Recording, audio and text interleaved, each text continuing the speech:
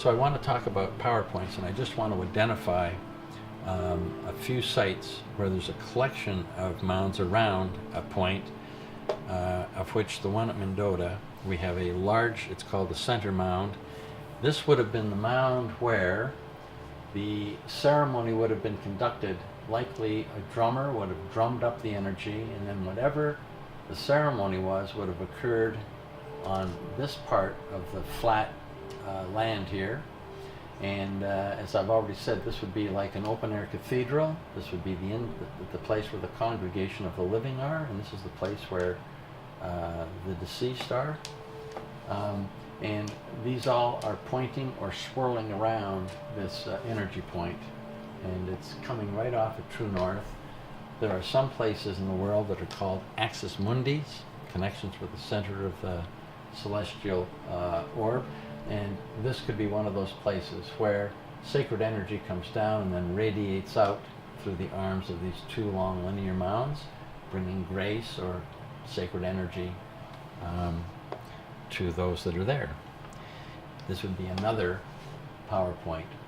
What you have here is a bear with its feet that way, a bear with its feet this way, a bird flying that way, and there's two ways. If you were going to be walking on this ridge, you could walk this way, or you could walk that way. This is a condensation up here with one bird, and so you really have water, land, and birds in this one spot. This is the high spot just off the ridge. It would be the place where they would have conducted ceremonies. By the way, nobody argued with me about that when I said that with the Ho-Chunk. And then finally, over at Mills Woods, there's a place that has a turtle surrounded by 4 pigeons. This is called a tadpole, but really it's a linear with a conical, and this is a concentration so that when these eagles move out, this guy will be empowered to go into the lake. This is one of those ones where these have to move before that one can move. Processions. Well, why did they put in these long processions one mound in front of another? Was there a reason to this? And what I can tell you is, in the Southwest, there are places where there are stories all along the hills. And I was traveling one time with a Native American who said, do you want me to tell you the stories? And so he started to tell me the story of one, but we were going 60 miles an hour, and he said, you just have to slow down because we're already into the 3rd story here. And my sense is somebody from the Ho-Chunk is going to have to tell us a little bit to try to make a sense of this array. So the 4th part is entitled Effigy Patterns and English Equivalents.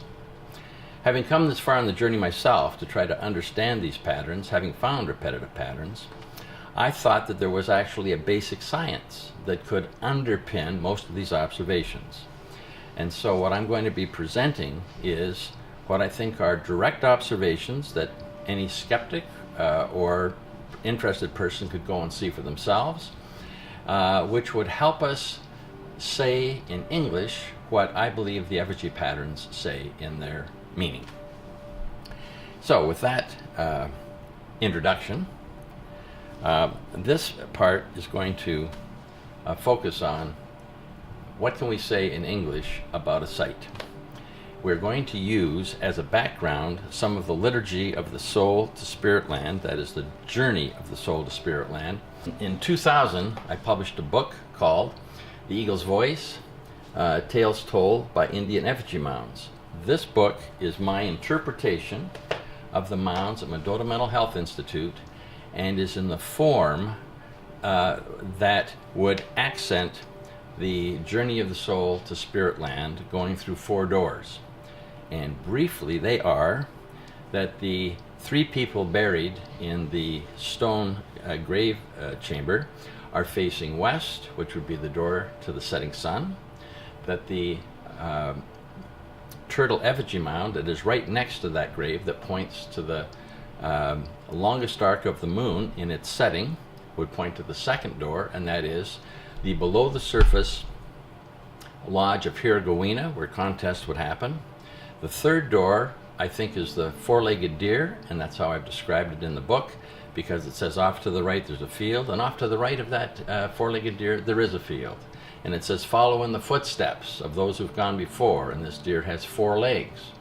And finally, the last door is to the place where the sun is at midday. It's overhead. That's difficult to portray in effigy patterns. Nevertheless, around this lake there are pictographs of half rainbows with stick figures walking up to them.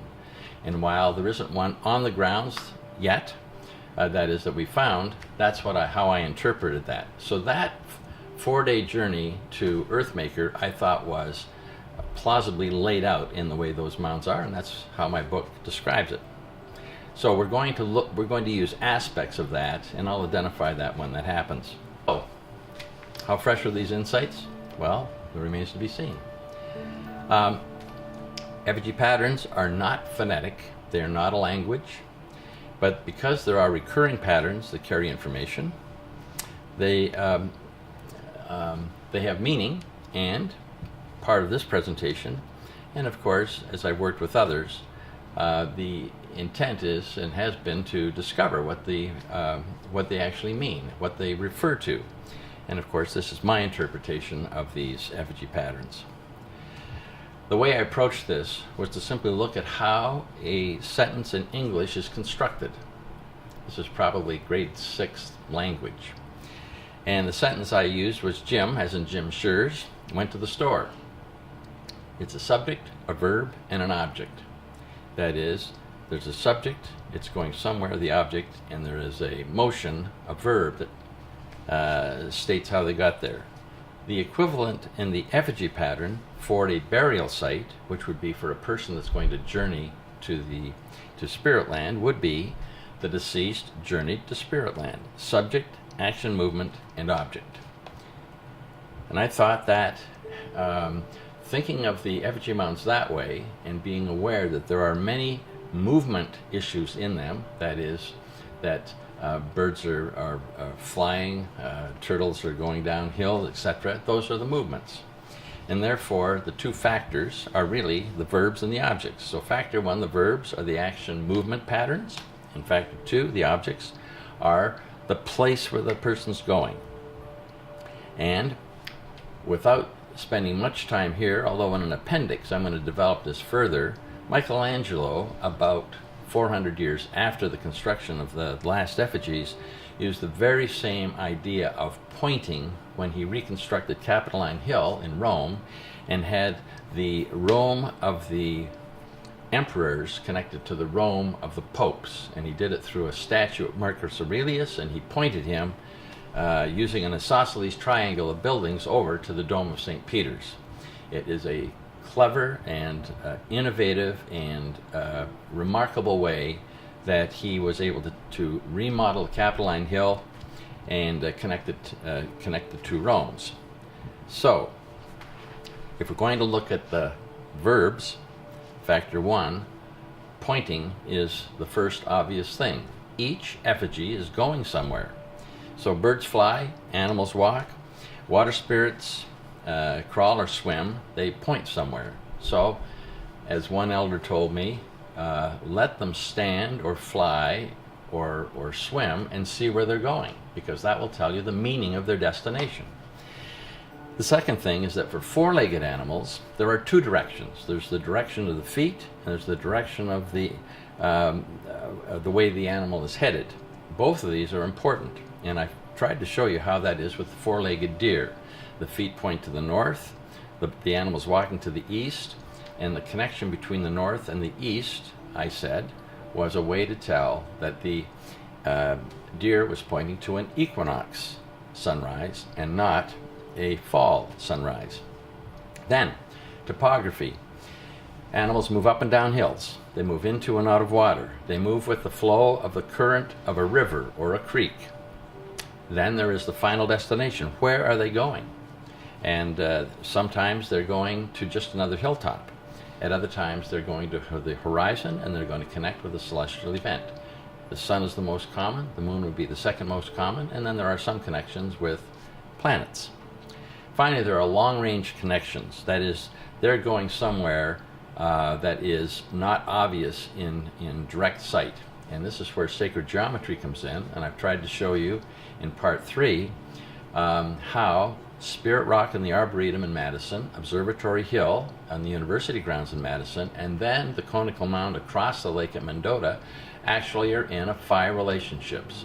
Therefore, the builders of these mounds must have had some way to make those measurements and get those proportions. And of course, I'm grateful to Professor Scherz for actually doing the scientific legwork to show that Spirit Rock Observatory Hill is the first part of a 3-part series.